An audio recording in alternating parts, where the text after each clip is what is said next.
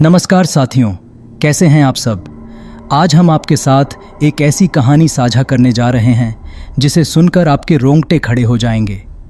ये कहानी है उस दीपावली की रात की जब खुशियों और उजाले के इस त्योहार पर मौत का साया छा गया। ये कोई गढ़ी हुई कहानी नहीं बल्कि सच्ची घटना पर आधारित है, जिसमें अंधेरे के बीच एक ऐसा रहस्य छुपा है जो आपके मन को झकझोर कर रख देगा। तो चलिए शुरुआत करते हैं उस दिल दहलाने वाली रात की कहानी से। दीपावली की रात थी। हर जगह रंग बिरंगी रोशनी, घरों में सजावट, खुशियों का माहौल था। पूरा गांव मानो जगमग कर रहा था। सतीश अपने परिवार के साथ अपने पुराने गांव लौटा था, जहां बचपन की यादें बसी थीं। ये गांव शहर से थोड़ी दूरी पर बसा था और दूर दूर तक फैले खेत और जंगल इसे और भी शांत और रहस्यमय बना देते थे। सतीश की मां ने कहा, इतने साल बाद तू गांव आया है बेटा, इस बार दीपावली का त्योहार यहीं मना। शाम ढल चुकी थी और पूरा गांव रंगीन रोशनी से नहा उठा था, लेकिन सतीश के परिवार के लोग इस बार कुछ अलग महसूस कर रहे थे। गांव के बुजुर्ग लोग इस बार पहले से ही थोड़े डर में थे। जब सतीश ने अपने बचपन के दोस्त रमेश से पूछा, क्या हुआ भाई, इस बार सब इतने डरे डरे क्यों हैं? तो रमेश ने गंभीर होकर कहा, तूने सुना नहीं, पिछले साल दीपावली के बाद एक अजीब घटना घटी थी। कई लोग रहस्यमयी ढंग से गायब हो गए थे और जब उनकी लाशें मिलीं तो उनकी हालत देख के किसी की भी रूह कांप जाए। उनके शरीर पर अजीब निशान थे, जैसे किसी ने उन्हें नोच डाला हो। सतीश ने सोचा शायद ये अफवाह होगी, लेकिन रमेश की आवाज़ में एक सच्चाई थी। रमेश ने बताया कि जब से वो घटनाएं हुई हैं, गांव के लोग हर दीपावली रात को सूरज ढलने के बाद घरों में ताले लगा लेते हैं और किसी को बाहर नहीं जाने देते। रात करीब 10 बजे का वक्त था। पटाखों की आवाज़ें धीरे धीरे थमने लगी थीं। सतीश अपने परिवार के साथ कमरे में था, लेकिन रह रहकर उसे बाहर जाने का मन हो रहा था। तभी अचानक बिजली चली गई। गांव में घुप्प अंधेरा छा गया और बस कुछ ही घरों में दिए जल रहे थे। तभी बाहर से किसी के दरवाज़ा खटखटाने की आवाज़ आई। सतीश ने दरवाज़ा खोला तो एक औरत बदहवास हालत में खड़ी थी। उसका चेहरा पीला और शरीर रहा था। उसने कांपते होंठों से कहा, मेरे बेटे को बचा लो, वो उसे ले गए। सतीश को समझ नहीं आया कि वो औरत किसके बारे में बात कर रही है। तभी रमेश दौड़ता हुआ आया और बोला, तू इसे अंदर ले जा, ये सही नहीं है। लेकिन सतीश ने औरत की हालत देखी और कहा, हम पहले उसकी बात तो सुन लें। रमेश ने खींचते हुए कहा, तू नहीं समझेगा, ये वही हैं वे जो अंधेरे से उठते हैं।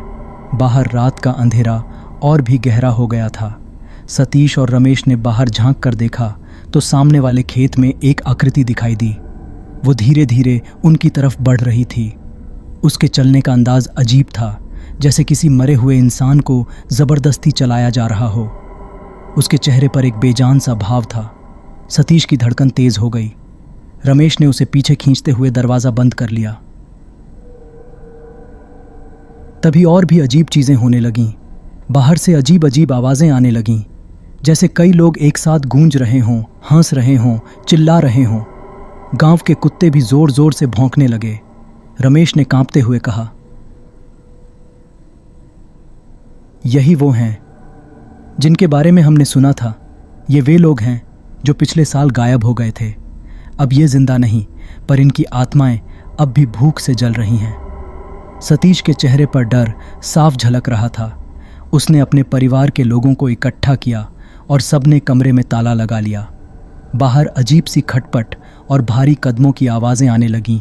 अचानक खिड़की के पास कोई साया दिखा। ससारियते है इजी के पास की इकाता ने।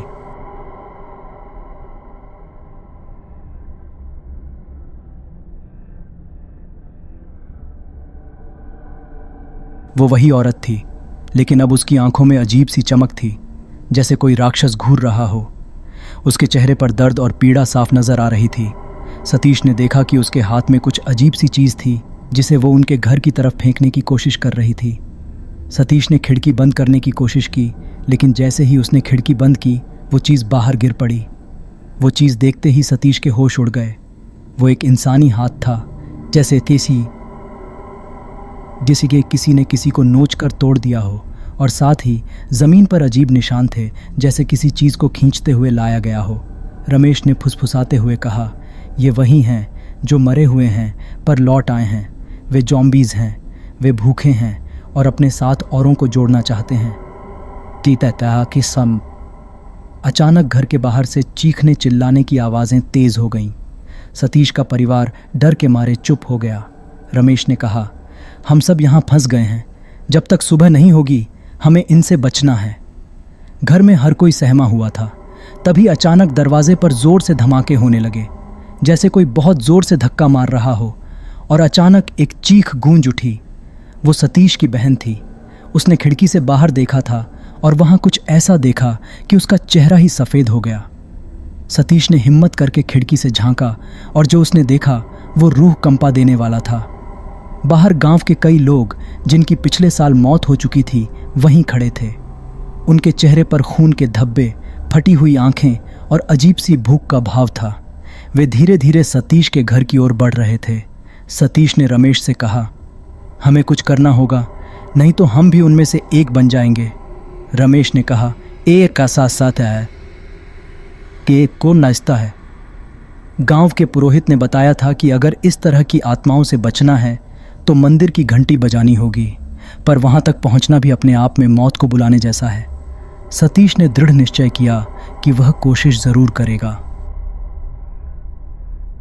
उसने रमेश और अपने कुछ रिश्तेदारों के साथ योजना बनाई। सबने अपने अपने हाथ में कुछ धारदार औजार लिए और धीरे धीरे घर से बाहर निकले। बाहर हवा में अजीब सी सड़ांध और भय का एहसास था। वे धीरे धीरे मंदिर की ओर बढ़ने लगे। हर कदम के साथ उनका डर बढ़ता जा रहा था, लेकिन उन्हें मालूम था कि यही उनकी आखिरी उम्मीद है। रास्ते में हर कदम पर साए उनका पीछा कर रहे थे। जैसे ही वे मंदिर पहुंचे, वहां का दृश्य भयानक था। मंदिर के चारों ओर वे चौपाथा से किए रहते थे। ज़ॉम्बीज़ खड़े थे, उनकी आंखों में भूख और चेहरों पर भयानक भाव। लेकिन सतीश ने हिम्मत नहीं हारी। जैसे ही उसने मंदिर की घंटी बजाई, एक तेज आवाज गूंजी। उन आत्माओं ने एक अजीब सी चीख मारी और धीरे धीरे उनकी आंखों से वो अजीब सी भूख गायब होने लगी। वे जमीन पर गिरने लगे, जैसे उनकी आत्माएं इस धरती से मुक्त हो रही हों। अगले दिन सुबह होने तक सब सामान्य हो गया था। सतीश और उसके परिवार ने राहत की सांस ली। लेकिन जाते जाते उन ज़ॉम्बीज़ में से एक ने सतीश की ओर देखा और एक भयानक मुस्कान दी, जैसे ये कहानी अभी ख़त्म नहीं हुई है। उस मुस्कान ने सतीश के मन में एक अजीब सा भय पैदा कर दिया था। वो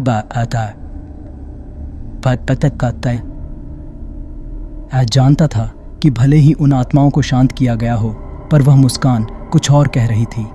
यह संकेत था कि ये कहानी यहीं ख़त्म नहीं हुई है। अगले कुछ दिनों तक सब कुछ सामान्य लगा और सतीश अपने परिवार के साथ गांव में बाकी के दिन बिताकर वापस शहर लौट आया। लेकिन गांव में लौटने के कुछ हफ्तों बाद से ही सतीश को अजीब अजीब सपने आने लगे। हर रात उसे वही मुस्कुराता हुआ चेहरा नजर आता जो उसे दीपावली की उस भयानक रात को मंदिर के पास दिखा था। सपने में वह चेहरा उसे किसी जंगल की ओर बुलाता। उसने उस चेहरे की आंखों में एक अजीब सी लाल चमक देखी और वह कुछ बड़बड़ा रहा होता, जैसे कोई प्राचीन भाषा बोल रहा हो। धीरे धीरे सतीश की हालत बिगड़ने लगी। उसे सोने में दिक्कत होने लगी। उसके चेहरे पर चिंता की लकीरें उभर आईं। उसकी पत्नी और परिवार के लोग उसकी हालत से परेशान थे, लेकिन सतीश ने किसी को इस बारे में नहीं बताया। क्योंकि उसे खुद नहीं पता था कि यह सब क्या हो रहा है। एक दिन उसकी पत्नी ने उसे समझाया कि वह गांव के मंदिर में जाकर फिर से पूजा कराए, शायद इससे उसे शांति मिले। मजबूरन सतीश ने हाँ कर दी और दोबारा गांव जाने का फैसला किया। जब सतीश गांव पहुंचा तो उसने देखा कि कई लोग भी उसी तरह परेशान थे।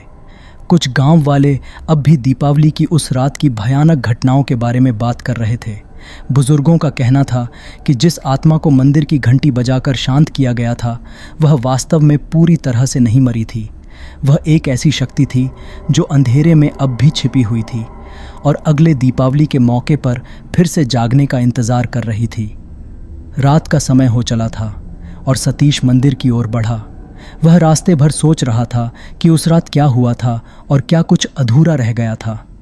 जैसे ही उसने मंदिर का दरवाज़ा खोला, उसे ठंडी हवा का एक झोंका महसूस हुआ। उसने अंदर जाकर एक दिया जलाया और भगवान की मूर्ति के सामने बैठकर प्रार्थना करने लगा। तभी अचानक उसे किसी के कदमों की आवाज़ सुनाई दी। उसने पीछे मुड़कर देखा तो उसे वही मुस्कुराता हुआ चेहरा दिखाई दिया, लेकिन इस बार वह अकेला नहीं था। उसके साथ कई लोग थे जो अजीब और गरीब ढंग से चल रहे थे, जैसे उनकी आत्माओं को कोई और संचालित कर रहा हो। सतीश ने डर के मारे मंदिर का दरवाज़ा बंद करने की कोशिश की, लेकिन वे सभी तेज़ी से उसकी ओर बढ़ने लगे। उनमें से एक ने अपनी हाथों को उसकी ओर बढ़ाया और एक दर्द भरी चीख मारी, हमें शांति दो, हमारी आत्माएं अब भी तड़प रही हैं। उस रात सतीश की जिंदगी हमेशा के लिए बदल गई। वह अकेला नहीं था, वह आत्माओं के बीच फंस चुका था जो उसे किसी रहस्यमयी जंगल में ले जा रही थीं। और अगले दिन सुबह जब गांव के लोग मंदिर पहुंचे तो उन्हें सिर्फ एक चीज मिली, सतीश का जूता और उसके पांव के निशान जो मंदिर के बाहर से जंगल की ओर जाते थे। उस घटना के बाद सतीश का कोई पता नहीं चला। गांव में अफवाहें फैलने लगीं कि सतीश को उन आत्माओं ने अपनी दुनिया में खींच लिया। गांव वाले डर के साए में जीने लगे। हर रात वही सवाल उठता, आखिर सतीश का क्या हुआ? दीपावली के दिन फिर से नजदीक आने लगे थे और गांव में भय का माहौल गहराता जा रहा था। गांव के बुजुर्गों ने पंचायत बुलाई और फैसला किया कि इस बार दीपावली की रात हर घर में खास अनुष्ठान किया जाएगा। एक पुराने पुजारी को बुलाया गया जो इन आत्माओं के रहस्य से परिचित था। उसने बताया कि ये आत्माएं वास्तव में उन लोगों की थीं जो कई साल पहले गांव के जंगल में एक दुर्घटना में मारे गए थे और जिनकी आत्माएं कभी मुक्त नहीं हो पाईं। अब वे भटक रही हैं और हर दीपावली को अपनी भूख मिटाने के लिए जीवित इंसानों को ढूंढती हैं। पुजारी ने कहा कि आत्माओं से बचने का एक ही तरीका है, गांव के हर घर में महाकाल का दीप जलाना होगा और पूरे गांव में एक विशेष रक्षा कवच बनाना होगा जिससे कि ये आत्माएं गांव के अंदर प्रवेश न कर सकें। लेकिन उसने यह भी चेतावनी दी कि अगर यह उपाय असफल रहा तो अगले दीपावली पर कोई और इस श्राप का शिकार हो सकता है। दीपावली की रात आई। हर घर में लोग सावधानी पूर्वक अनुष्ठान करने लगे। हर द्वार पर महाकाल का दीप जलाया गया। चारों तरफ गूंजती मंत्रों की ध्वनि और धूप दीप की खुशबू से गांव का माहौल रहस्यमय हो उठा। पूरा गांव उस रात जाग रहा था, किसी अनहोनी के इंतजार में। रात करीब 11 बजे के आसपास एक अजीब सी ठंडी हवा बहने लगी। ये कैसी भी खली क्या आता है। अचानक मंदिर के पास एक आवाज़ गूंजी, एक दर्द भरी चीख, जैसे किसी ने सतीश की आवाज़ सुनी हो। कुछ लोगों ने देखा कि मंदिर के पास वही मुस्कुराता हुआ चेहरा फिर से प्रकट हुआ था और उसके पीछे कई अन्य लोग थे। उनके चेहरों पर दर्द, भूख और क्रोध के मिले जुले भाव थे। वे धीरे धीरे गांव की ओर बढ़ने लगे, लेकिन जैसे ही वे उस रक्षा कवच के पास पहुंचे, एक अदृश्य शक्ति ने उन्हें रोक दिया। वे आत्माएं भयंकर चीखें मारने लगीं और किसी तरह उस कवच को तोड़ने की कोशिश करने लगीं। गांव वाले डर से सहम गए थे, पर पुजारी ने उन्हें साहस बनाए रखने को कहा। लेकिन जैसे जैसे रात गहरी होती गई, आत्माओं का क्रोध बढ़ता गया। तभी एक जोरदार धमाके की आवाज़ आई और गांव का कवच टूट गया। आत्माएं अब गांव के अंदर घुसने लगीं। गांव में भगदड़ मच गई। लोग इधर उधर भागने लगे।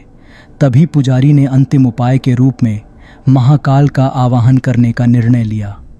उसने सबको गांव के बीच बने प्राचीन पेड़ के पास इकट्ठा किया और एक और एक मंत्र का किए की पामियाता और की ये तो शुरू किया, जो पीढ़ियों से आत्माओं को शांत करने के लिए उपयोग किया जाता था। जैसे ही मंत्र का उच्चारण शुरू हुआ, आत्माएं एक एक करके रुकने लगीं, लेकिन सतीश की आत्मा अब भी प्रतिशोध में जल रही थी। उसने एक भयानक चीत्कार किया और अपने हाथों को पुजारी की ओर बढ़ाया। पुजारी ने अपनी पूरी शक्ति से अंतिम मंत्र पढ़ा और जैसे ही मंत्र समाप्त हुआ, एक तेज रोशनी चारों ओर फैली।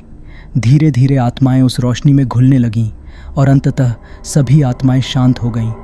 रोशनी के खत्म होते ही सन्नाटा छा गया। गांव वालों ने राहत की सांस ली, लेकिन जब उन्होंने पुजारी की ओर देखा तो वह बेहोश होकर गिर चुका था। उसके चेहरे पर गहरी थकावट और पीड़ा का भाव था। धीरे धीरे उसने अपनी आंखें खोलीं और एक कांपती आवाज़ में कहा, सतीश की आत्मा तो मुक्त हो गई, लेकिन वह एक चेतावनी दे गई है। अगर यह गांव उसकी आत्माओं की शांति का ध्यान नहीं रखेगा तो अगले दीपावली पर फिर कोई इस श्राप का शिकार बनेगा। पुजारी की बात सुनकर सब सन्न रह गए। सतीश के बलिदान ने गांव को 1 साल के लिए सुरक्षित कर दिया था, लेकिन यह स्पष्ट था कि खतरा पूरी तरह से टला नहीं था। इस तरह दीपावली की वह रात खत्म तो हो गई, पर वह मुस्कान और चेतावनी सबके दिल में गहरी छाप छोड़ गई। क्या गांव वाले अगले साल इस श्राप से बच पाएंगे, या फिर कोई और उस मुस्कुराते चेहरे की भयानक भूख का शिकार बनेगा? या को आधा थी तो होता है